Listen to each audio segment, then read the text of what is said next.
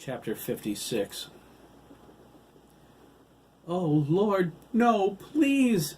Madame Zora screamed. She shot up in the cot and glared around the room. Her hair was matted and drenched with sweat. Her hands shook. Her heart hammered in her chest. Her pulse throbbed in her neck. She spotted Esmeralda against the wall, staring at her with fearful eyes. Madame Zora was confused, the nightmare holding tight to her mind. She gripped the edges of the cot. She felt she was about to faint. "My God," she managed. She threw her hands up to her face and started to cry. Esmeralda moved quickly to her side. Her fear of her grandmother quickly became fear for her. Madame Zora grabbed hold of her and held her. She sobbed into the little girl's chest, her fluttery heartbeat tapping against her cheek. She stroked Esmeralda's back, quietly shushing her as she reined in her emotions. The nightmare faded.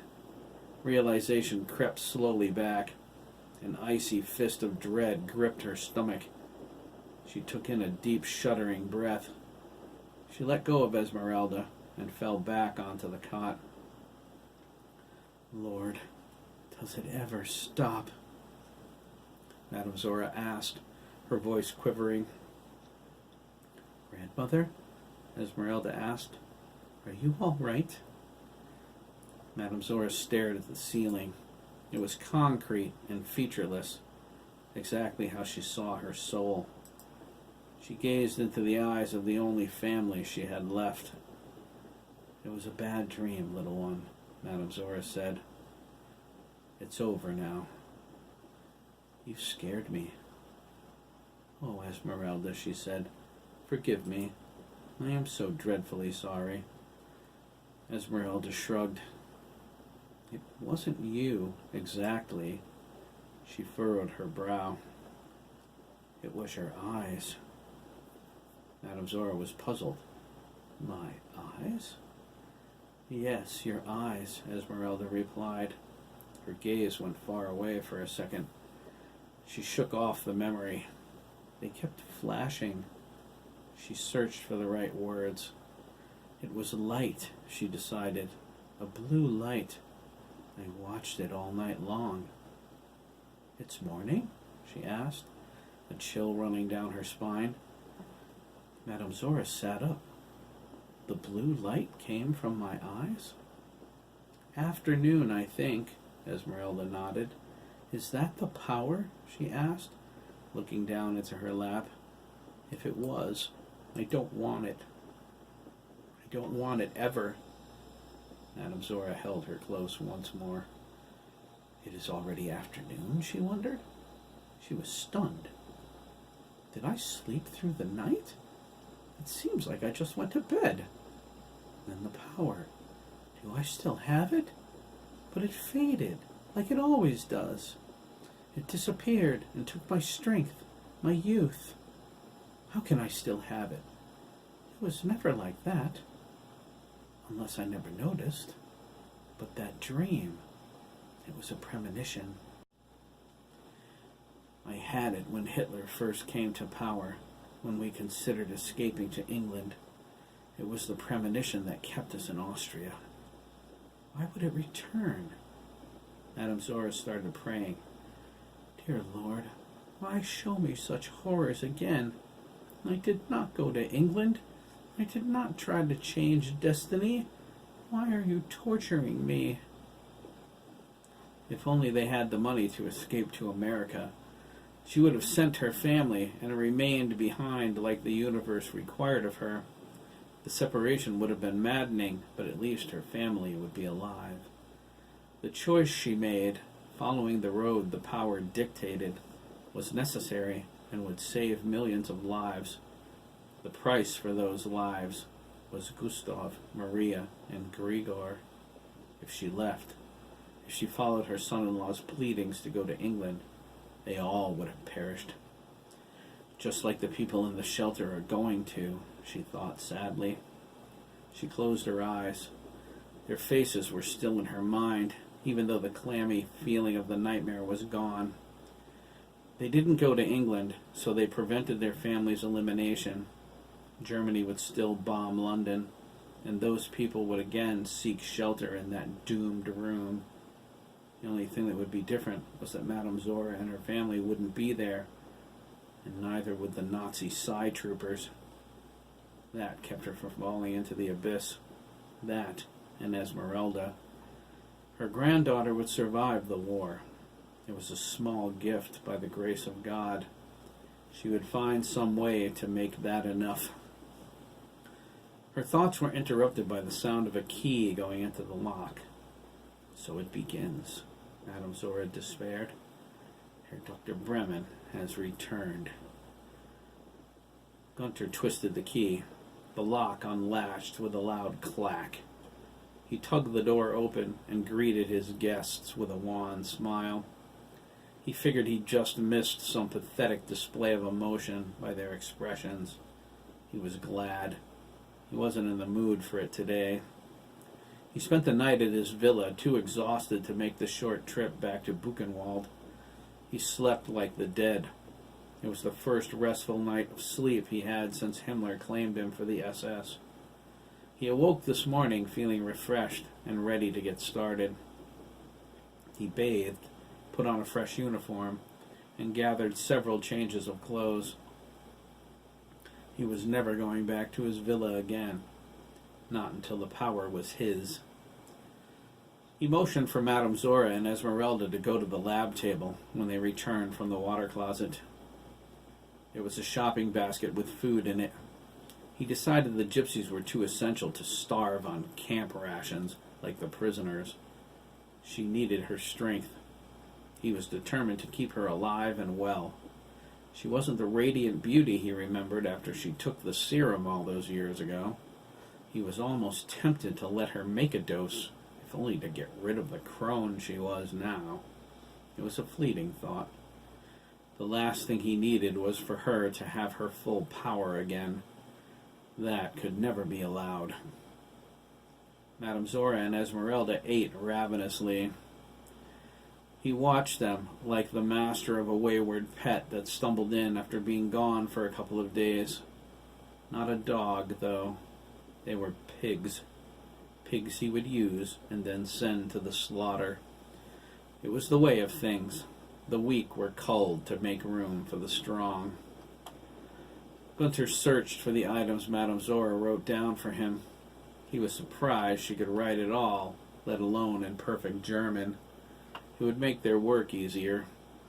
It took him several hours to find everything. He went to every hospital, doctor's office, and apothecary in a 30-mile radius of the camp. He endured looks of confusion from flabbergasted medical personnel who couldn't understand why he needed such an odd assortment of chemicals. Gunther was in his uniform, so no one voiced their questions. Gunther sent his request form directly to Himmler for future supplies. Some of the items Madame Zora needed weren't even produced in Germany anymore. He would most likely have to import them from less developed nations. Himmler would get them, though. He had yet to fail to acquire anything Gunther requested. The array of items was odd. Gunther had no idea what good any of them would do. They were basic compounds, most of which were used in healing centuries before modern medicine found better ways to cure the sick. One of the items was a deadly poison. The doctor in the hospital found some in the janitor's closet. They were using it to kill rats. Gunther tossed Madame Zora a bag with a clean prison uniform in it. He told her now she had 2 of them. He expected her to clean one every night. She was not allowed to become as foul-smelling as the prisoners here. Walking through the camp was enough to make him vomit. He had no intention of letting that stench into his lab. He told her it was okay to use the stand-up shower in the water closet. He made sure she understood that she and her granddaughter were to wash regularly. They joined the doctor at the lab table once they were done and dressed. Esmeralda was relieved to see the boy's head was gone from the pan. A quick scan of the room confirmed it was in a beaker like the others. The boy's eyes watched her from his perch on the shelf. Gunter had a list of rules. There would be no misunderstandings. The penalty for disobedience was Auschwitz for the girl and beatings for Madame Zora. They were not allowed to leave the laboratory unless escorted by Gunter, unless he said otherwise. He would let them have an hour a day in the light if the weather permitted, but other than that, their lives belonged to his research. They were to avoid contact with the prisoners and Buchenwald's staff. No one was to know anything about his research or their part in it. They were to take orders from him, and only him. He notified the camp staff that they were off limits. Gunter told Commandant Koch, too, on his way through the gate. He warned him that anyone who disturbed his assistant or her granddaughter would be shot. Koch returned a mock salute, but said nothing. There was hate in his eyes, but something else, too. Gunter was confident it was fear. Himmler must have said something more to him before he left. Gunter was glad. Karl and Ilsa disgusted him, but Ilsa all the more. If she wasn't spreading her legs for someone, she was carving up tattooed prisoners to make lampshades.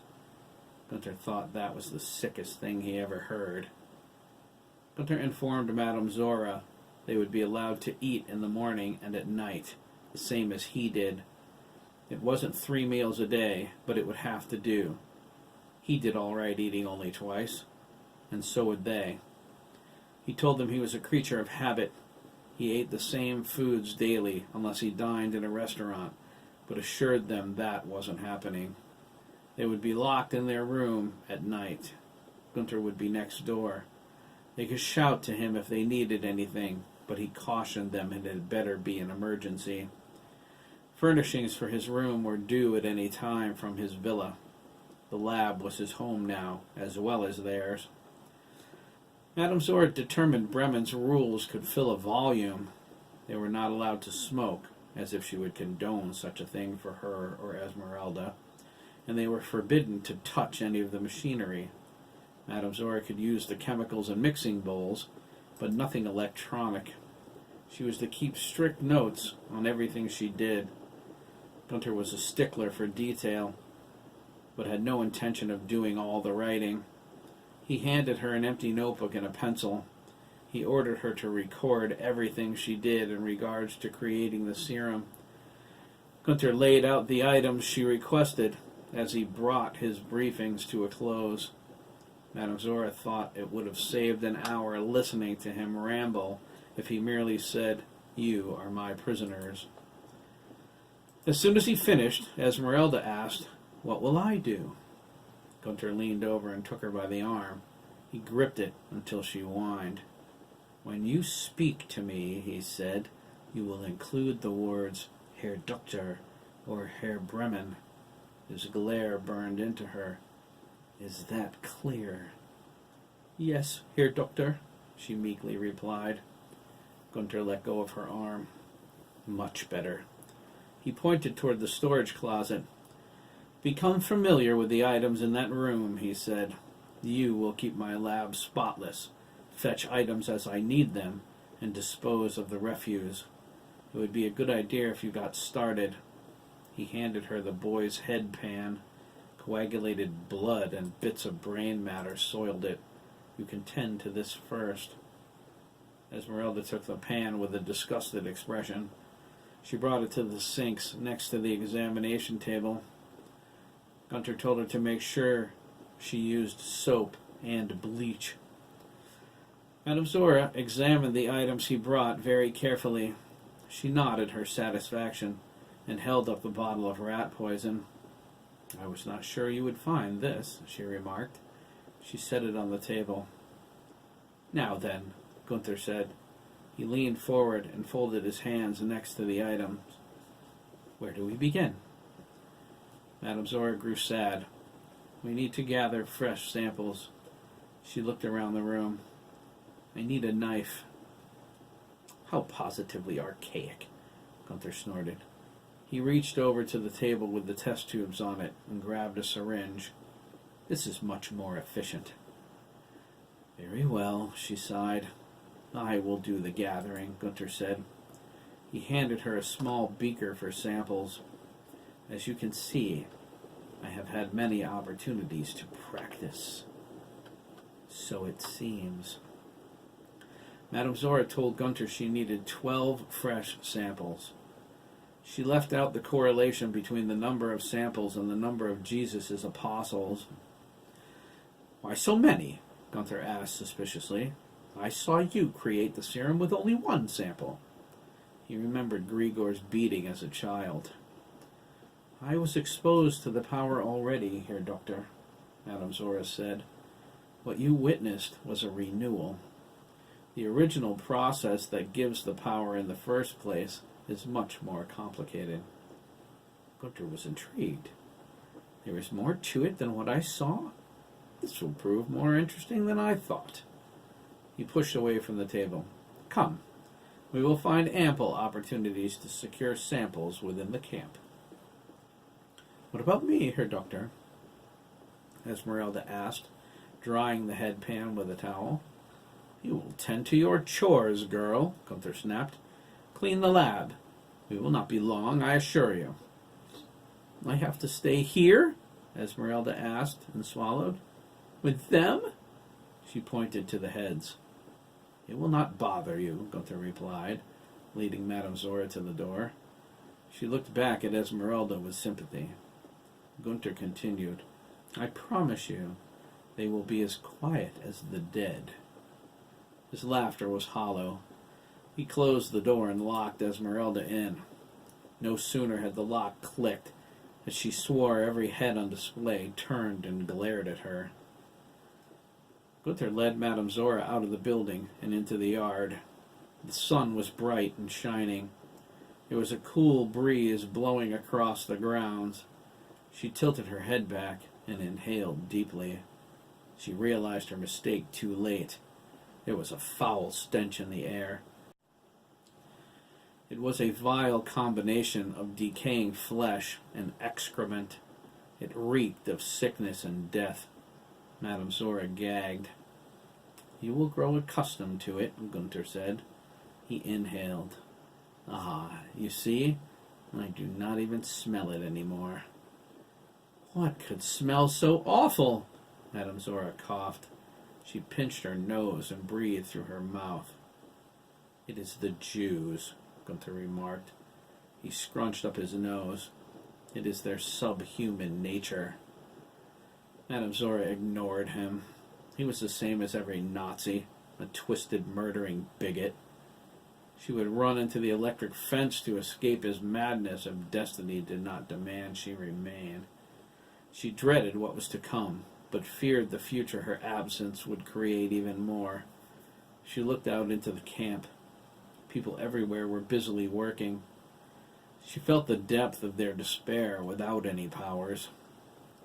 A group of women glared at her with disgust. They thought she was a collaborator. She did something for the Nazis that warranted preferential treatment. They assumed it was something perverse, since she accompanied Dr. Death. Madame Zora turned away. They would never understand. No one without the power to see into the future ever would. Gunther motioned for her to follow. He led her across the grounds toward the quarry. He said it was the best place to look for young men. Madame Zora cautioned him their subjects must not have reached full maturity. Gunther said, I already know how to determine that. They arrived at the quarry a few minutes later. A pair of armed guards supervised the work detail. When they spotted Gunther walking toward them, they threw their cigarettes down and snapped to attention. Their hands shot out in the customary Nazi salute. Heil Hitler! The ranking guard exclaimed. Gunther returned the salute. Assemble the boys, he ordered. I require 12 of them. The ranking guard looked surprised. 12 heads, Meinherr? Gunther replied. Not this time, guard. Madame Zora noticed their relief, but sensed their only concern was losing that many workers from their detail. The guards yelled down into the quarry. They called for all the boys aged 12 to 15. The workers looked at one another with dread. The men felt their insides knot. The boys, some their sons, some orphaned, bore desperate expressions. The men felt their rage building, yet they knew if they interfered, Dr. Death would order the guards to shoot them all. One of the bigger boys tugged on the smaller one's sleeves. He gestured with his head toward the doctor. "Let's go," he said. "If we wait any longer, they will start shooting." "That's easy for you to say, Peter," an auburn-haired 12-year-old cried. "You're too old. He doesn't want you." "Shut up, Simon," Peter snorted. "What does it matter how I die? If Dr. Death doesn't kill me, someone else will." He walked toward Gunther with the others. "We're never leaving Buchenwald alive. You must know that." "My dad says liberation will come someday," another boy said. "Shut up, Schultz." The boys approached the guards and fell into formation, shoulder to shoulder, at attention. Madame Zora counted 16 boys. A few seemed too old for what they needed. She said as much. "It does not matter," Gunther shrugged. "There are plenty more where these came from." The boys cringed as the guard walked in front of them. He examined them closely. He determined their faces bore the proper respect. As he neared Peter, he slowed his pace. "One this time?" Peter asked. "Two?" 12. Peter's heart sank. The guard reached the end of the line. He turned and snapped to attention. "Off with your trousers!" he ordered. The boys pulled their pants down to their ankles. Madame Zora gasped and turned away. "How else am I supposed to know how mature they are?" Gunther asked. "Walk by and peek down their trousers one at a time?" He slapped his hands behind his back. He stepped toward the boys, but as he approached them, he slowed. His expression grew angry. "What is this?" Gunther spat, pointing at the boys. He stomped his foot on the ground impatiently. Madame Zora turned to see what all the fuss was. She endeavored to preserve the boys' dignity by not looking at them directly. The guards jogged over to him with nervous expressions. "What is it, Meinherr?" they asked. They were confused. The doctor never reacted with such rage, even when he ordered an entire work detail shot for non-compliance. They fell in next to him and looked at the boys, perplexed. Gunther glared at them. He hollered, "What have you done to yourselves?" He stormed to the formation. The guards followed, having no idea why the doctor was so angry.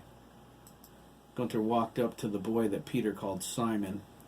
He grabbed him by the arm and tore him out of line. Simon stumbled over his pants. He cried out in pain and fear. "Be silent, Dummkopf," Gunther commanded. He leaned into Simon, twisting his arm until they were nose to nose. Simon's tears streamed down his face. "What have you done to yourself?" Gunther yelled. "Answer me!" "Herr Doctor?" the ranking guard asked. "I don't understand. What is the trouble?" "This!" Gunther spat, whirling around. He held Simon toward him and pointed at his crotch. The guard looked down, confused. Madame Zora understood. A glance at the other boys confirmed her assumption. "The boys' genitals?" the guard asked. Gunther rolled his eyes. "Damned fool!" he cried. He glared at the guard with contempt. "He has shaved, you idiot!" "What?" the guard asked. They looked down at Simon. They glared at the boys in line. The guards' faces flushed with anger. Every boy had their groin shaved. The guards looked at one another and back to the boys. They pulled out their clubs and ran toward them, beating the shaved boys. Gunther slapped Simon to the ground. Simon's front teeth bit through his upper lip. He looked up at Gunther, shocked, and brought his hand to his mouth. He drew it back, covered with blood. Simon's face twisted, and he wailed. Gunther kicked him in the chest. Simon fell over, crying and gasping for breath. Madame Zora wanted to run away, but she forced her eyes to bear witness. The boys lay on the ground, bloody and beaten. Most of them sobbed pitifully. A few fought to hold it in. The guards stood next to Gunther, panting and infuriated. They glared at Peter. "You did not shave," Gunther remarked. "No, Herr Doctor," Peter replied. "Why is that?" Gunther asked. "I am too old for your needs, Herr Doctor. You said that the last time you came." Gunther stepped back. "Is that so?" he asked. His eyes narrowed. "You will tell me this instant who is responsible for this." He glared at the boys on the ground. "You will tell me, or I will shoot each boy in turn until you do." Peter glared at him. Gunther drew his pistol. He turned towards Simon and pointed it at him. "Very well," Gunther said. "This one dies first." "No, please!" Simon wailed. His upper lip jiggled. He held up his hands and turned away. He shut his eyes and waited for the bang. Peter closed his eyes too, but only for a moment. When he opened them, they bore resolve. "It was me, Herr Doctor," Peter said. "You?" Gunther asked. He lowered his pistol and turned back to Peter. "You did this?" "I didn't shave them," Peter corrected. "Except for Simon. He was afraid. It was my idea. I told them to do it." "Tell me, boy," Gunther spat. "Why would you encourage them to do such a thing?" Peter took a deep breath and replied, "You always take boys who are nearly mature, but not quite. You leave the older ones like me and the little ones alone." Peter's eyes filled with tears. "I thought if they all looked too young, you would leave them be." He swallowed hard, a quick sob escaping. "I was trying to save their lives." "You imbecile!" Gunther yelled into Peter's face. "Is every boy in Buchenwald shaved like this?" Peter lowered his eyes. "Probably," he replied. His voice was small. Gunther paced back and forth in front of him. "You realize," he said as he walked, "that no one was going to die today." He stopped and shot Peter an angry glare. Peter's face turned white. Gunther shook his head and resumed pacing. "All you have succeeded in doing is making me stick a needle in every boy here." Gunther stopped. He dropped his arm and then his head. He closed his eyes as he fought to regain his composure. He twisted the pistol around in his hand. The boys on the ground looked up at him with growing relief. Then they realized the doctor said no one was going to die. Each looked down at his shaved crotch. They wondered if they hadn't made a terrible mistake. Gunther grunted. "You're a smart boy," he remarked to Peter.